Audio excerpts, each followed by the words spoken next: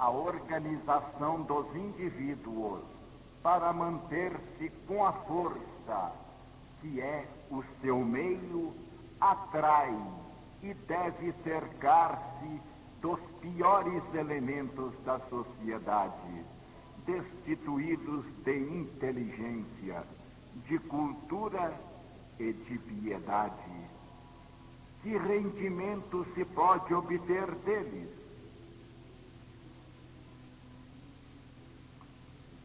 A vida possui limites de resistência e incríveis meios de reação. Quantas almas agonizam, asfixiadas pelo materialismo moderno.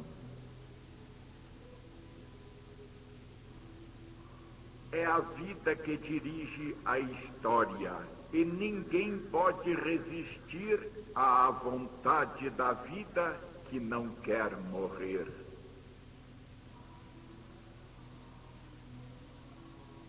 A força mais bruta tenta conter cada vez mais a maré da reação, mas esta sobe tácita e constante. Em um dado momento atravessará e romperá os diques.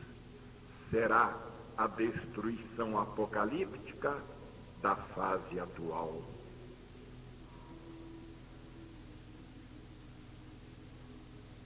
O presente serve para forjar o futuro, pois que de outro modo não poderá ter sentido. A ciência com que a orientação materialista quis trair o mundo inverter-se-á para demonstrar a alma e Deus e guiar-nos pelas vias do Espírito para a evolução. O atual movimento materialista, não mantido compacto por ideias e metas superiores, traído pela força e pela riqueza em que acredita, desagregar-se-á.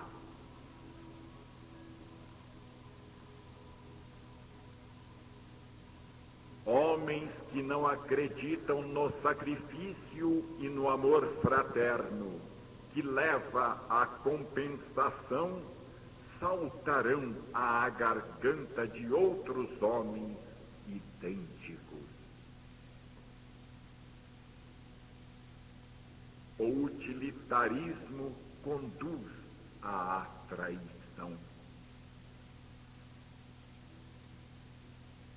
Homens e povos criam no seu pensamento e ação um sistema de forças que depois os domina.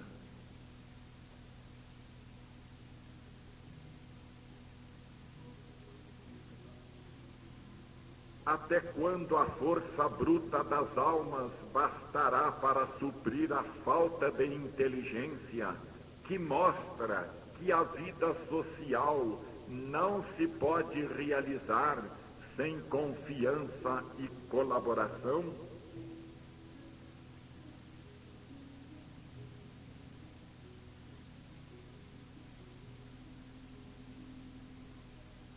Um sistema baseado na violência não pode passar de instrumento de destruição.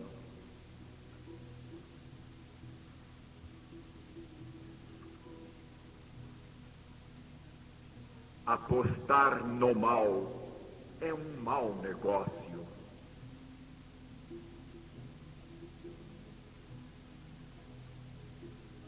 Apoiar o próprio poder nos involuídos, apostar nos piores, nos estratos inferiores da sociedade, iludindo-os que sejam os senhores, que antes deveriam ser educados para aquilo que não sabem fazer e é difícil fazer, não ter em defesa, senão mandíbulas de lobo, e procurar as soluções do problema no ventre aberto do próximo, isto tudo não pode acarretar senão a ruína.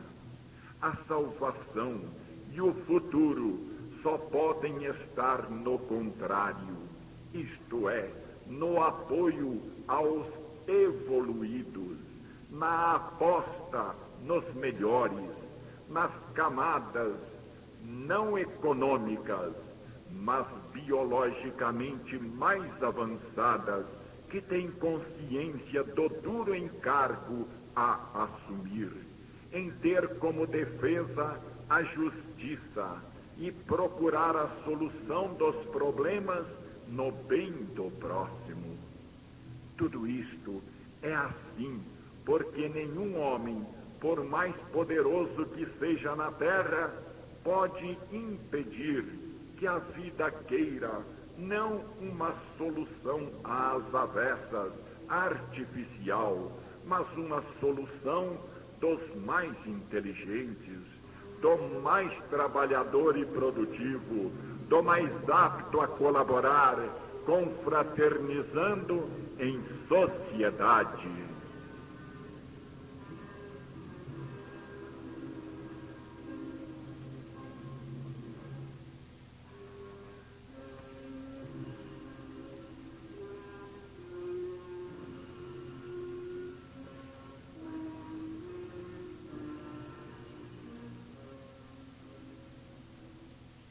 Saudamos, na forma de pensamento e de ação, que o materialismo nos deu, um instrumento de Deus para nos abrir as portas da nova civilização do espírito. No atual momento histórico existem dois estados, um aparente, superficial, transitório, que todos veem e que constituem a base de julgamento da maioria. Outro, real, profundo, dado pelo eterno desenvolvimento das coisas.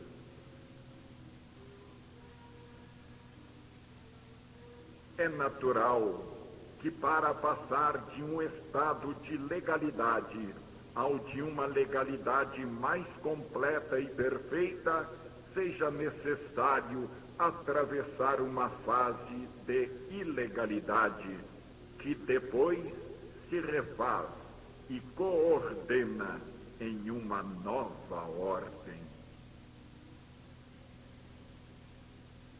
Assim como se diz que sob a neve estará o pão, assim também é sob a tempestade que estão amadurecendo os germes de uma nova civilização.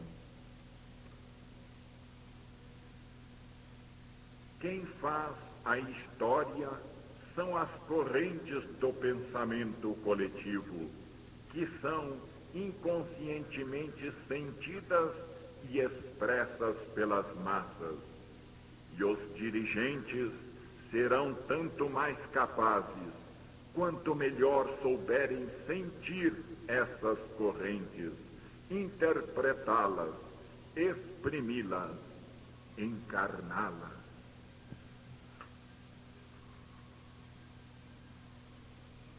O poder de manter-se não pode possuir finalidades egoísticas, individuais ou de classe, finalidades de domínio, mas deve representar uma função biológica, ser compreendido como uma missão a serviço da vida.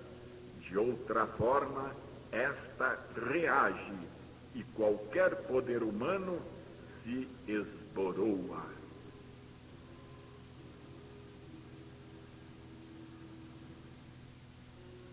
No fundo das coisas, há algo de bem diferente.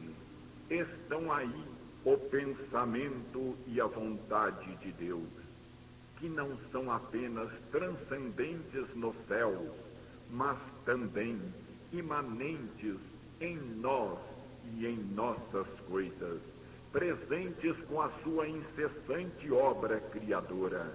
Na direção da história, há, portanto, uma obra bem outra do que o pobre e ignorante, sapiente, o ser humano. Há a sabedoria de Deus. Que isto seja de grande conforto aos melhores, mais evoluídos, hoje expulsos e esmagados.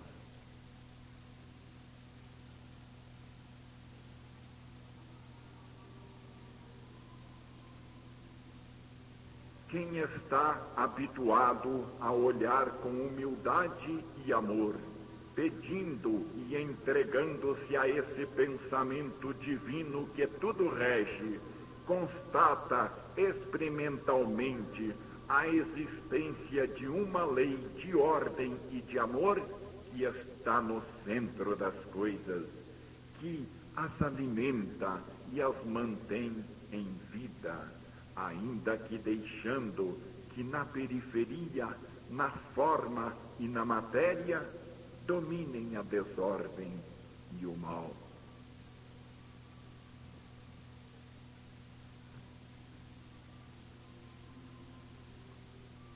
Assim como nas grandes tempestades oceânicas, a poucos metros abaixo da superfície das águas, se observa a calma, assim também na história. Não podemos, de fato, presumir que a continuação da vida seja confiada aos homens e aos seus expedientes.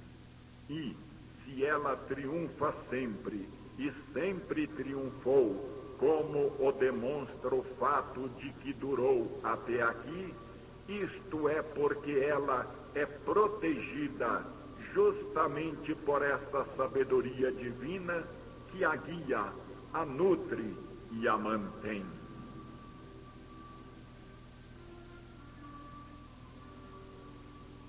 Nos encontramos precisamente em uma noite que precede um novo dia, pois que na vida é exatamente a noite a preparação do dia.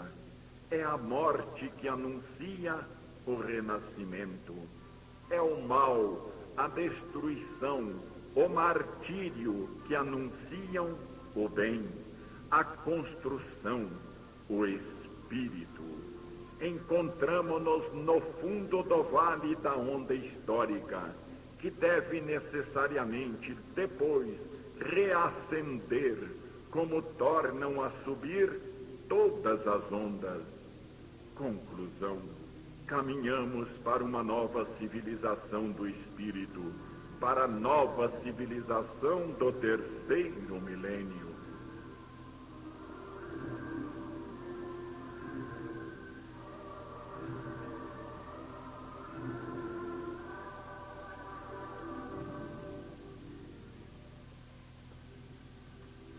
A vida caminha para a formação de grandes unidades coletivas humanas, em que é necessário compreensão e colaboração, e não mais subjugação e proveito.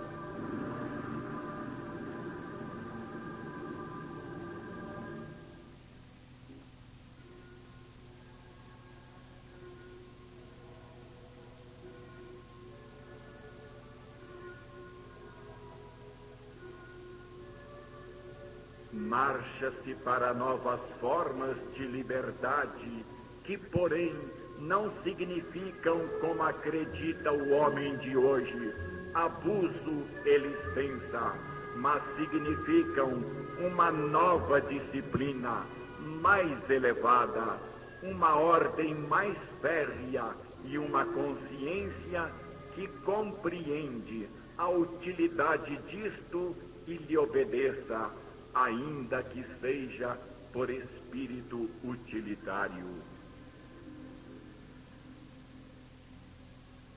A história nos mostra com frequência que é justamente a utopia que será a verdade de amanhã. Um exemplo disso é o cristianismo. Além do mais, há um fato positivo: a evolução. É necessário evoluir. Essa é a lei da vida, que sempre fez pressão no íntimo das coisas, não só para manifestar-se, mas também para subir a manifestações sempre mais perfeitas.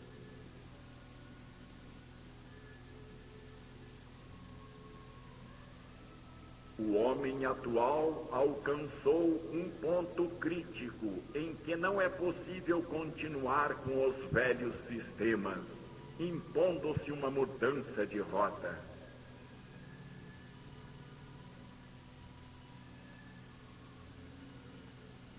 O homem que possui a bomba atômica não pode agir com a mesma inconsciência e psicologia de ferocidade com que agia o guerreiro medieval, que não dispunha senão de uma lança ou pouco mais.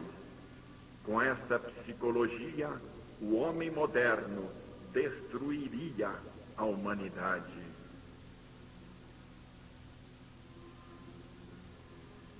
Não convém jamais fazer mal aos outros. Sim, não convém jamais fazer mal aos outros, porque quem faz o mal nunca o faz aos outros como parece, mas o faz realmente a si mesmo.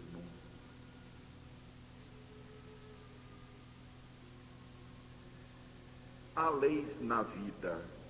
Para se obter determinados resultados, como por exemplo o nosso bem-estar, é imprescindível seguir normas. Cada ato tem as suas normas, como cada fim tem o seu caminho para ser seguido. Todos nós desejaríamos viver em um jardim, porém não deixamos de contribuir para um campo minado. Que poderemos esperar, pois? O homem do futuro deverá ser mais inteligente, a tal ponto que possa superar as ilusões psicológicas e não cair nos erros em que estas o conduzem.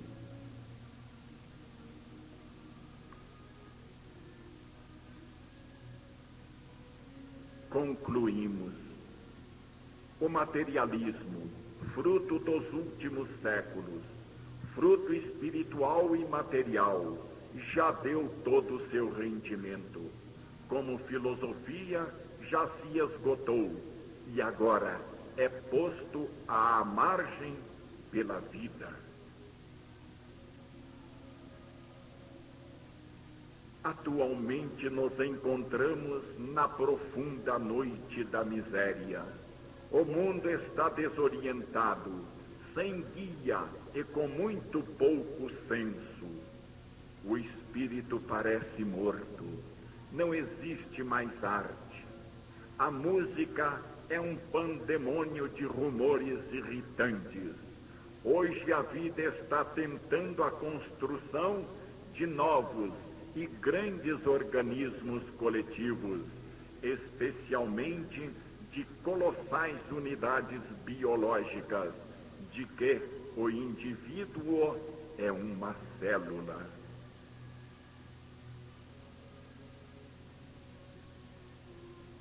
Jamais como hoje, entre tanto esfacelo e atabalhoamento, os espíritos estiveram tão preparados para se incendiar sob o influxo de uma palavra ardente, feita de verdade verdadeira, sentida, vivida, dita com sinceridade e com seriedade. E a esperamos, virá ao certo. Disto cuidam as sapientes leis da vida. Uma das principais características do nosso tempo é a desorientação, qualidade negativa, expressão da atual fase involutiva.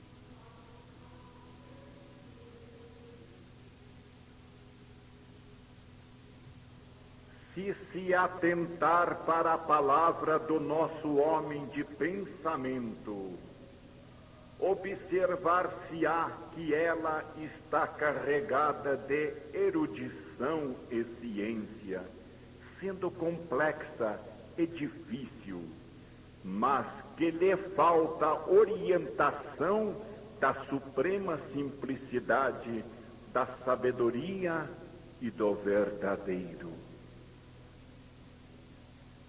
É uma complicação crescente que marcha para a confusão babélica, com que no fim desse século se encerrará, mesmo no cérebro do dirigente, a nossa assim chamada civilização, baseada em outros princípios, sustentadas por outros cérebros, próprios de um tipo biológico diferente.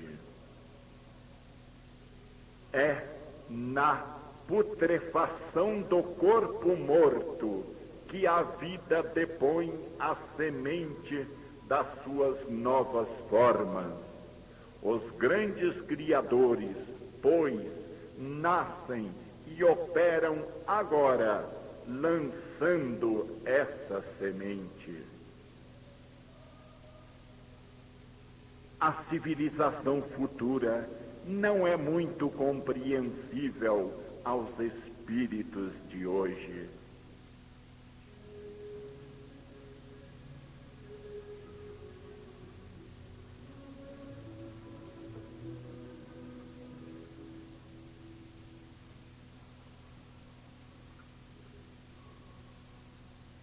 Como é possível dirigir povos, provocar e desencadear guerras, legislar, impor isto ou aquilo, agir em qualquer campo, sem ter compreendido o que seja a vida e a morte, a finalidade de cada coisa, o próprio plano do universo?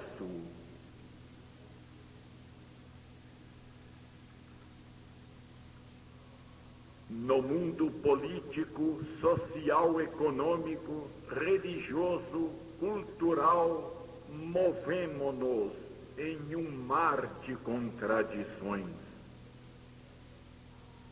Impõe-se tudo esclarecer e tudo demonstrar, para que o homem tudo possa compreender seriamente. As religiões que clamam pelo triunfo, porque veem na ciência uma confirmação, encontrarão uma alma individualizada, designada com aqueles termos e conceitos que antes lhe pareciam tão adversos e demolidores.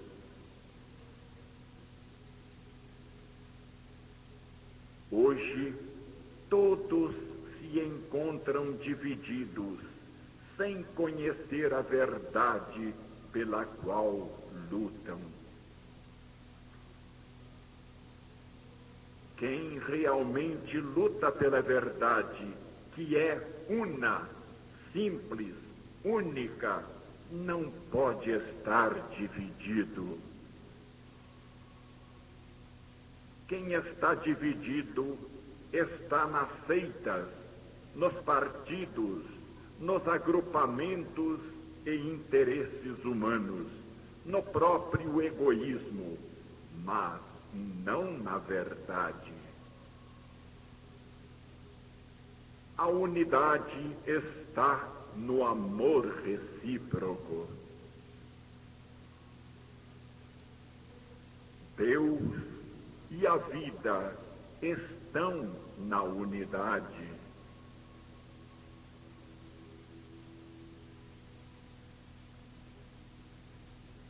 O ridículo e o horror da nossa atual situação serão compreendidos pelas gerações futuras.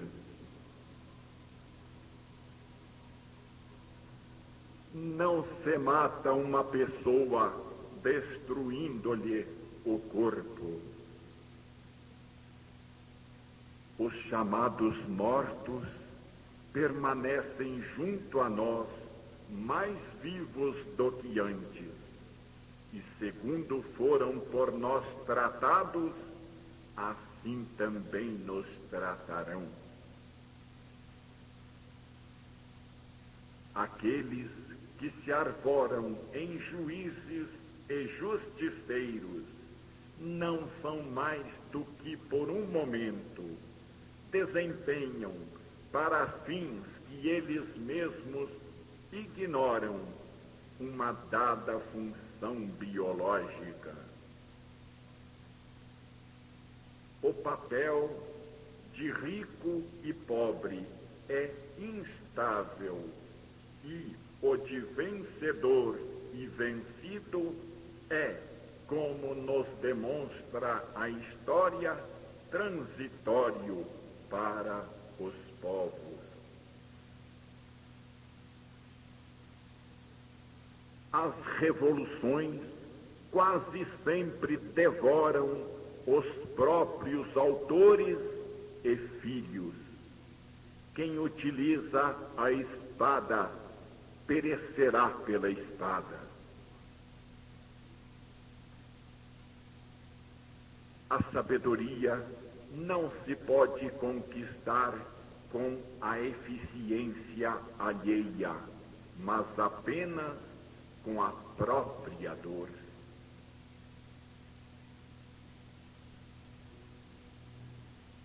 O destino é um desenvolvimento lógico, e quando se lhe conhecem todos os elementos, visto que o efeito está fatalmente ligado à causa, pode-se então prever o futuro para o indivíduo e para os povos.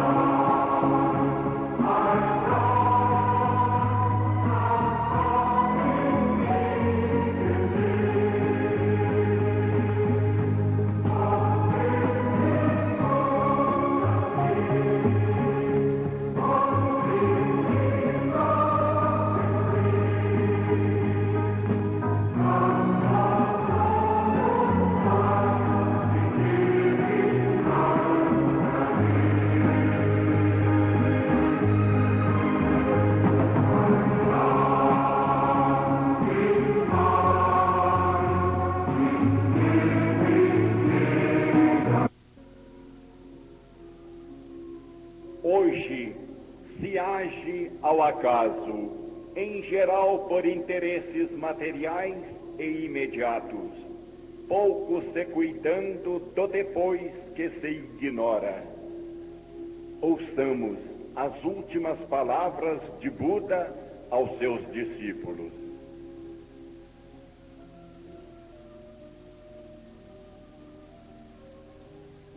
Semeia um pensamento e colherás uma ação. Semeia uma ação e colherás um hábito. Semeia um hábito e colherás um caráter. Semeia um caráter e colherás um destino.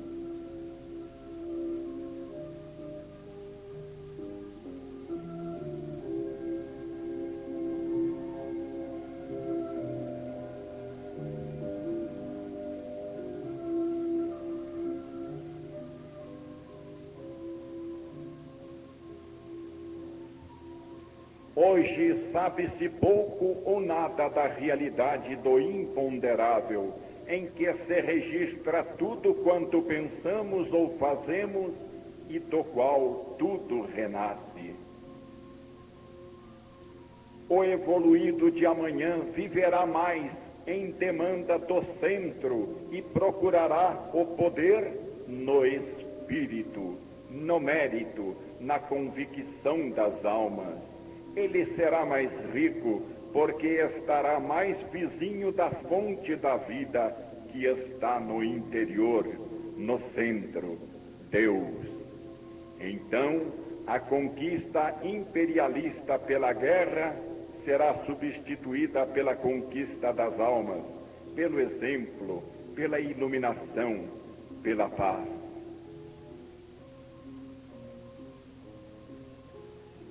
Que imensos continentes inexplorados serão alcançados pela ciência e pela mente de amanhã. É a descoberta feita com espírito de verdade e não com o utilitarismo de hoje que cumprirá o encargo de arredar todas as barreiras do medievalismo espiritual que ainda asfixiam dentro do exíguo âmbito de suas paredes. O pensamento moderno está ainda encerrado em castelos torreados que fazem guerra entre si. O futuro forçará as portas e derrubará os muros. A vida está a céu aberto.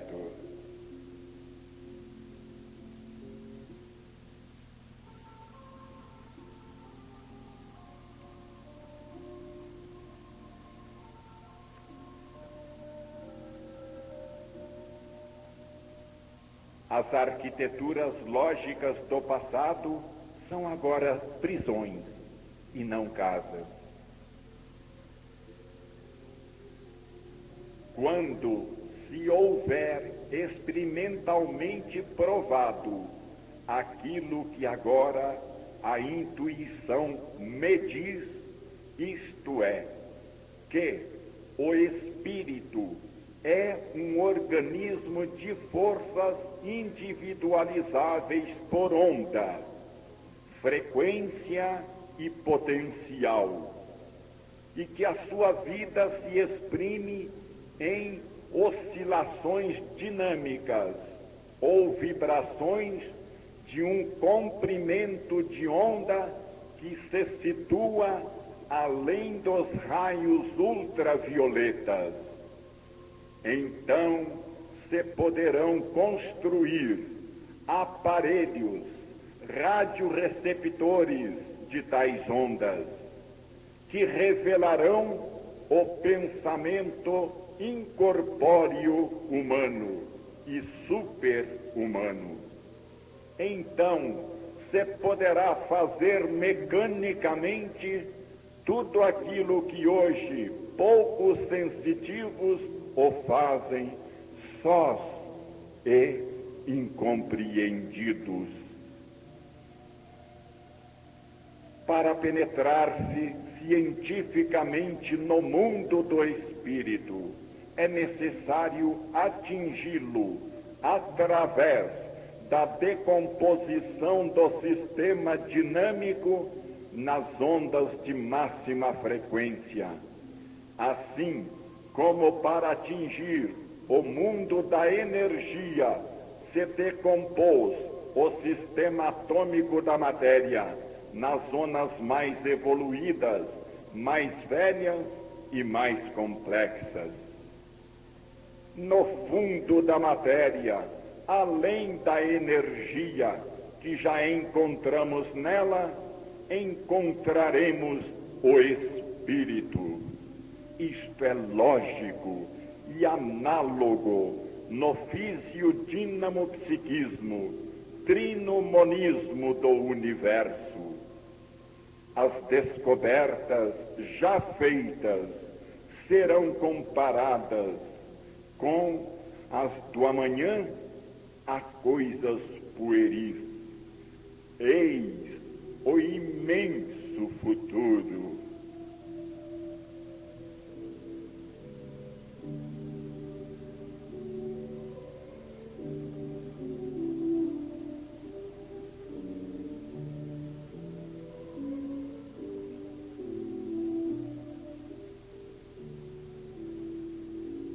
O orgulho é a incompreensão do problema da dor, do seu porquê e dos seus fins.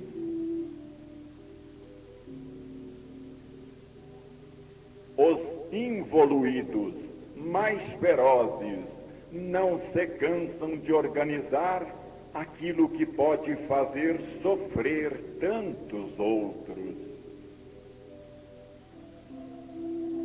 Nada poderemos compreender se não houvermos concluído por aquilo que todos os fenômenos revelam, isto é, que uma lei regula tudo, e se não estabelecermos uma conexão do nosso estado presente com a série de fatos precedentes que se ocultam em nosso passado, se antes não decifrarmos o enigma do nosso destino individual e coletivo, não poderemos decifrar o enigma da nossa dor.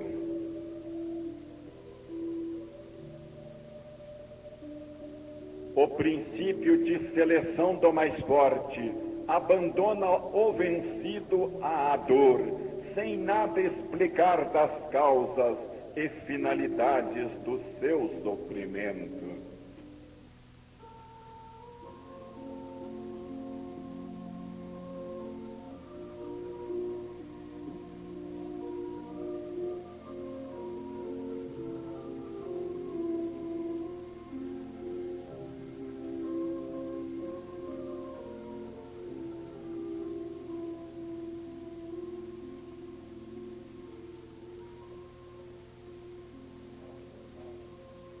Na verdade, queiramos ou não, Deus está realmente presente em toda parte, a todo instante. Esta é a potência interior que rege a vida e as coisas. E se ela cessasse, tudo desapareceria subitamente.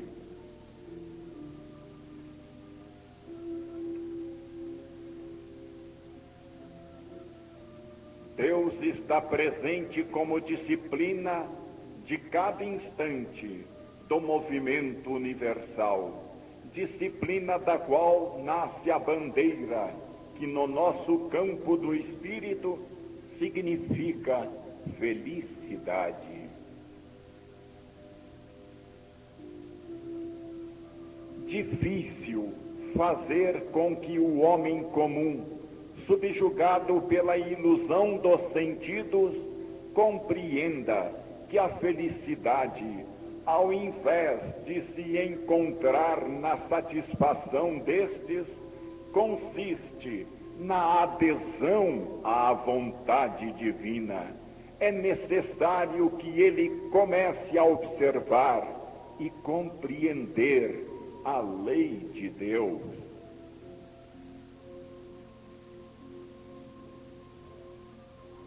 O universo está baseado em dois princípios: amor e liberdade. O amor que tudo gerou, tudo sustém e regenera a cada momento.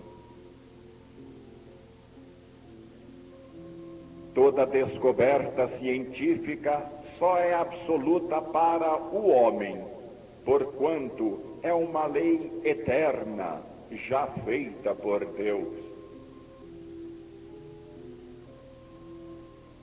Se Deus não estivesse sempre pronto a operar indiretamente a salvação do pecador, esse seria o caminho da sua destruição.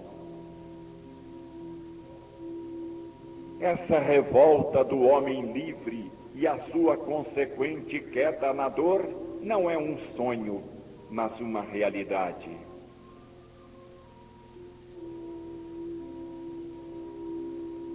Ainda quando a dor nos fere, Deus continua sempre bom. Nada devemos jamais temer da parte dele. Mesmo no erro, ele está perto de nós e nos auxilia a conquistar a nossa felicidade, ainda quando a nossa insensibilidade e ignorância clamam pelo chicote.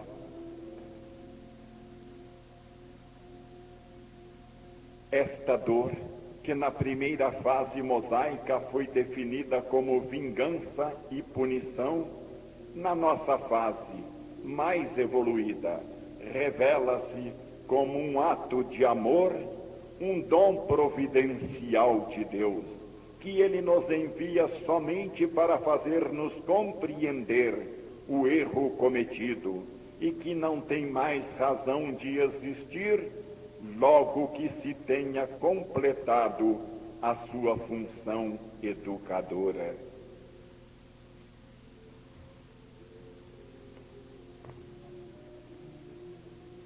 A vitória sobre a dor não se obtém, pois, atirando-a com ódio sobre o próximo, infligindo mal a outrem, mas rebatendo as suas causas com causas contrárias, isto é, irradiando bem e amor.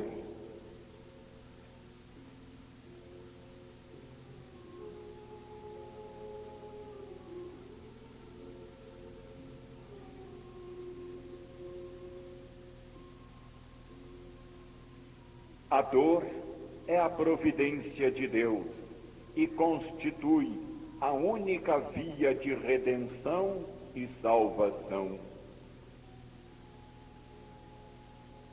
A grande lei da vida é o amor. Em toda manifestação, jamais devemos seguir o caminho do egoísmo que divide, mas o do amor que unifica. Só este último nos conduz a Deus e à alegria.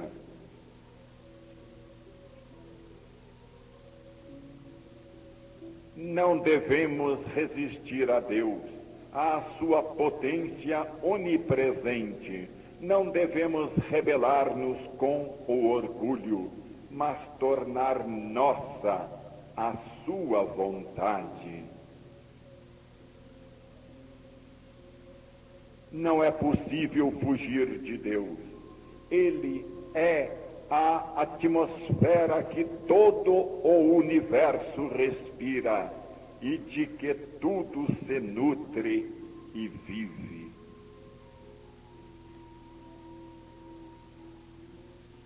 De Deus não se foge e Deus não se pode destruir.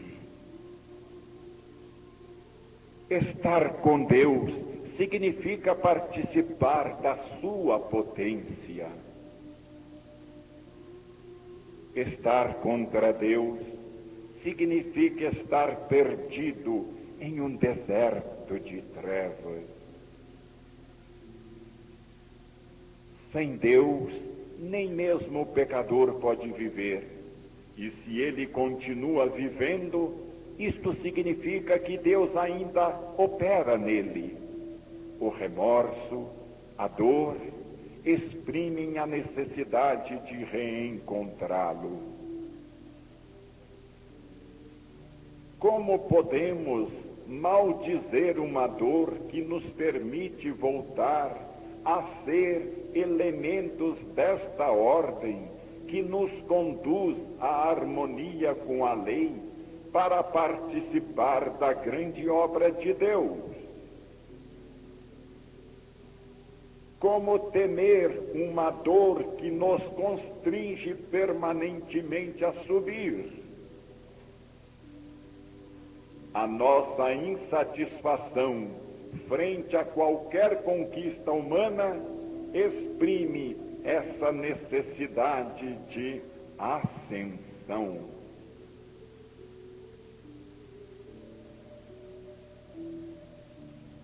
O plano da vida é o de nos conduzir para as grandes unidades. É necessário, pois, que o egocentrismo humano se dilate no altruísmo. Está no instinto do nosso tempo a alegria da superação mecânica dos limites do esforço e tempo, superando das desilusões da nossa atual fase de vida.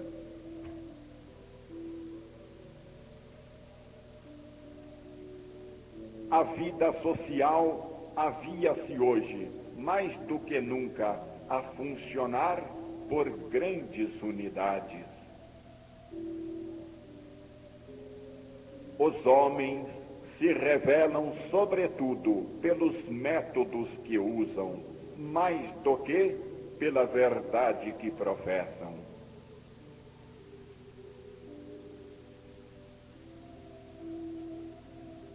Quem verdadeiramente é de Deus não resiste ao mal com o mal, mas o neutraliza, difundindo o bem.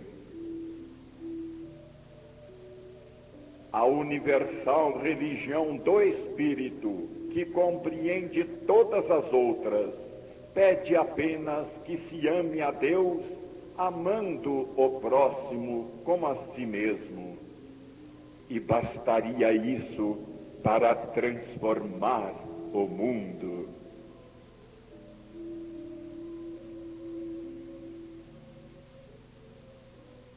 A vida se baseia no altruísmo e no amor. O maior dos erros modernos é, pois, o erro moral, que orientou e utilizou mal uma ciência de per si benéfica. Os evoluídos são sábios.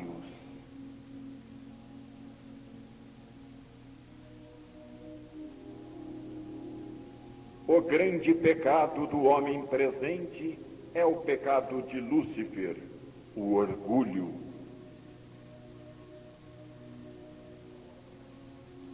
O mundo atual é todo um tremendo grito de rebelião a Deus e a sua lei.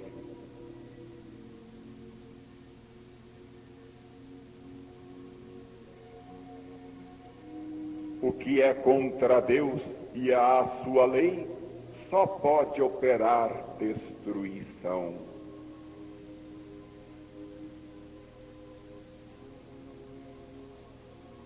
A dor e o mal não estão em Deus, mas na ignorância, na vontade, no erro do homem, e são ilimitados através da sua dura experiência.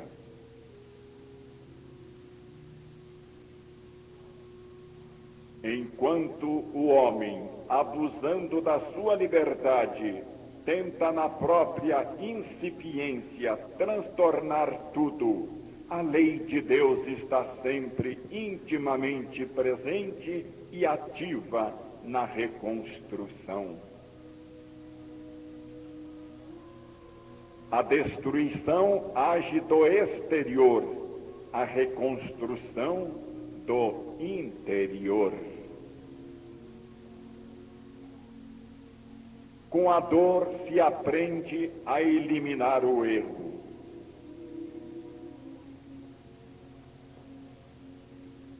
Não sabemos agir ordenada e harmoniosamente, e por isso, através do pensamento e ação errados, semeamos em cada dia a nossa pena.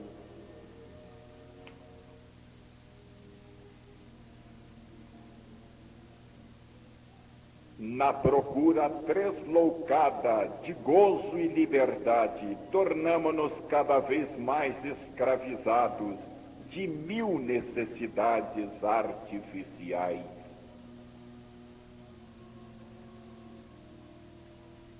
Sofre com isso a nossa saúde, os nossos interesses, a nossa paz.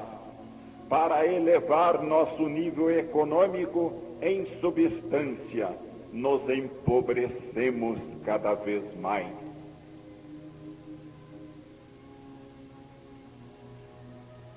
A supressão da disciplina moral não é liberdade, como se acredita, mas é escravidão.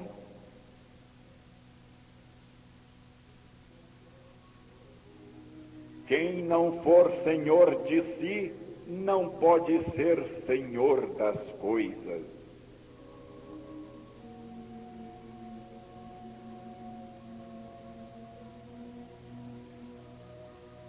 Quem não possui disciplina em si, não pode determinar senão o caos em redor de si.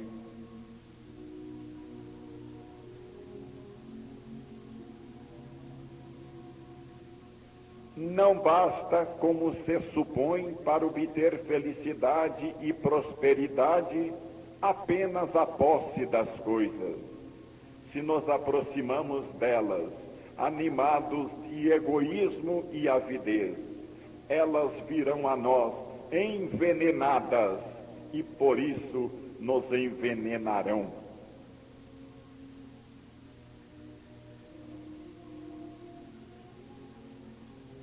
A lei de Deus colocou uma riqueza inexaurível à livre disposição dos sábios, que dela sabem fazer uso, mas a exclui dos estultos que agem em contrário à sua ordem.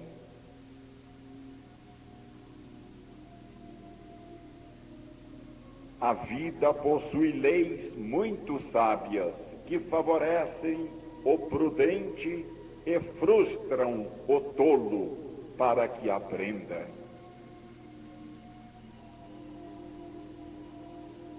A força está na colaboração e não na desordenada concorrência.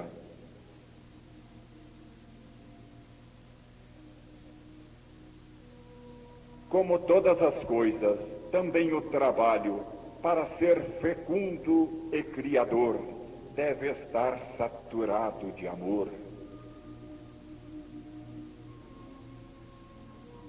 O mundo econômico e comercial não pode fugir à atuação da lei universal, pela qual quem faz o bem o faz a si mesmo, quem faz o mal é quem principalmente o recebe.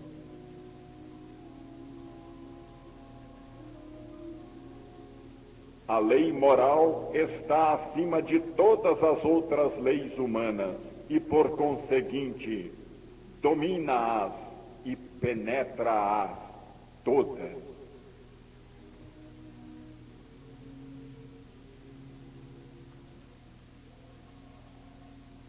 O mundo de hoje não avalia nem ao menos quais sejam as verdadeiras fontes do bem-estar, mesmo material, e não supõe que este derive de íntimos equilíbrios espirituais em relação à lei de Deus.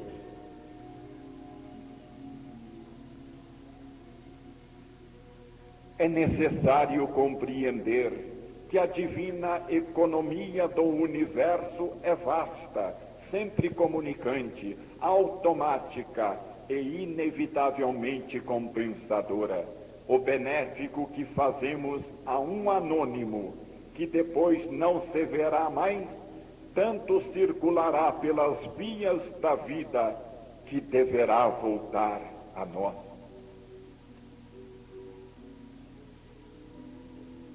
É necessário compreender que a divina economia do universo é vasta, sempre comunicante, automática e inevitavelmente compensadora.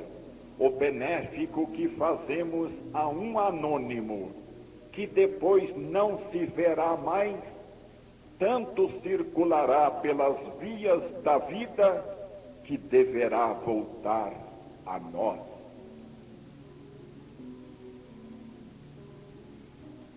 No relativo vivemos o absoluto, no átomo a eternidade. Nas pequenas alternativas de cada hora, cumprimos o nosso destino, já por nós preparado no passado. O orgulho e a revolta ao divino princípio que tudo rege, não importando a imagem que cada um, segundo o seu poder intelectual, pode fazer de Deus, constituem o mais grave erro moderno, cuja consequência é que o mundo tenta isolar-se das fontes da vida e assim praticar o próprio suicídio. A sabedoria de Deus supera a ignorância do homem e o salvará a despeito dele, através de uma dor proporcionada, a fim de que o bem triunfe.